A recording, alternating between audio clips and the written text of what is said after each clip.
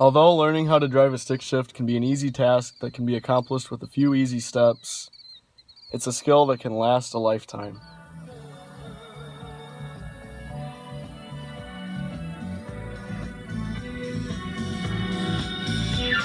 This vehicle has a manual transmission.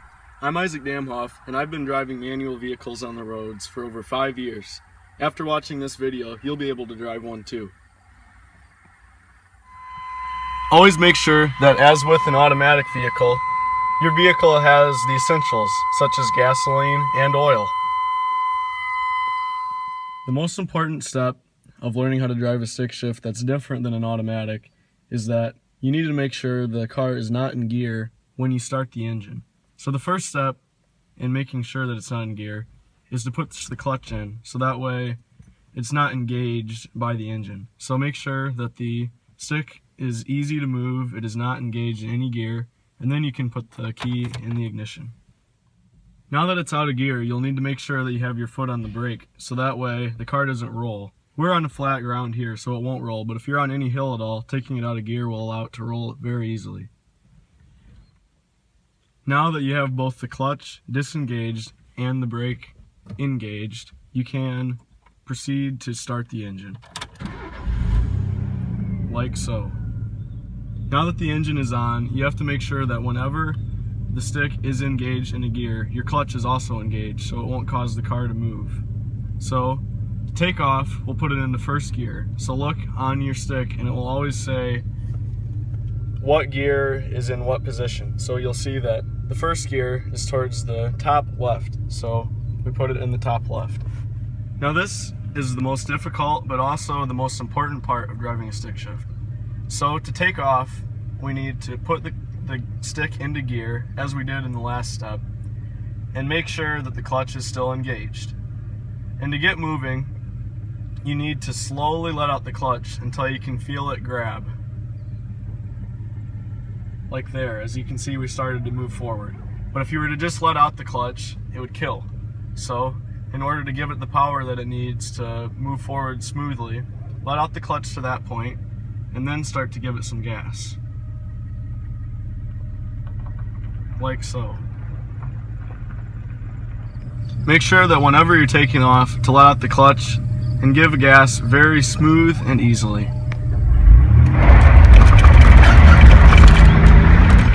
Now I'll show you what would be to happen if you were to kill the engine. So this could happen either by letting the clutch out too quick or trying to start in too low of a gear. So to make sure that you see what happens, I'll put it into second gear and let out the clutch too quickly, like this. As you can see, the engine obviously couldn't push the car forward, so you kill the engine, which is why you need to do it very smoothly when you let out the clutch.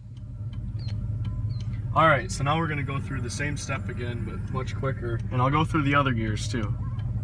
So, the road's clear, as we can see, and we put it in the first and let it out smoothly. And now that we're reaching a high point of idle, we need to shift into the next gear. So we push the clutch in and pull it down into second, as indicated on the lever, and do the same thing we did as we were taking off in first. As you can see, now we can go faster because the motor doesn't have to run so hard. And now we do the same for third.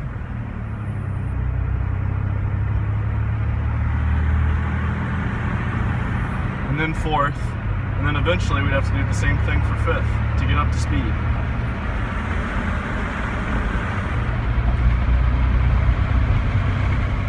Now as you can see, we're coming towards a corner. So to keep it in fifth at full speed wouldn't be necessary. So for this corner, we'll drop it down into fourth. As you can see, we had the clutch engaged and we brought it down to fourth gear out of fifth gear because it's the next lowest gear. And then we let it out just as we did before taking off.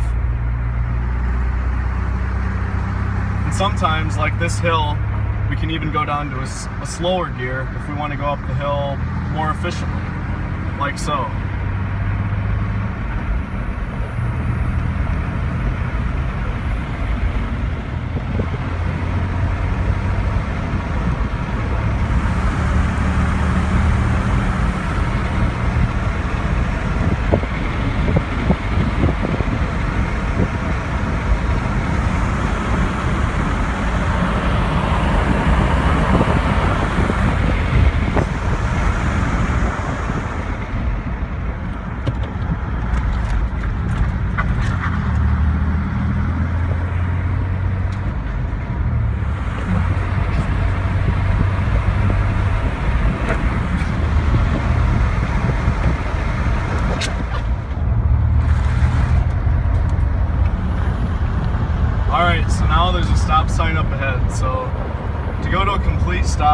you simply push the clutch in and brake as you would with a normal automatic transmission.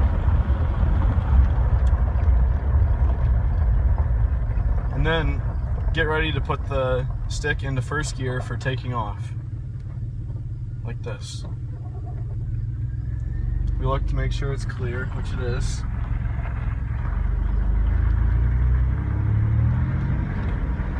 And now we're back and rolling.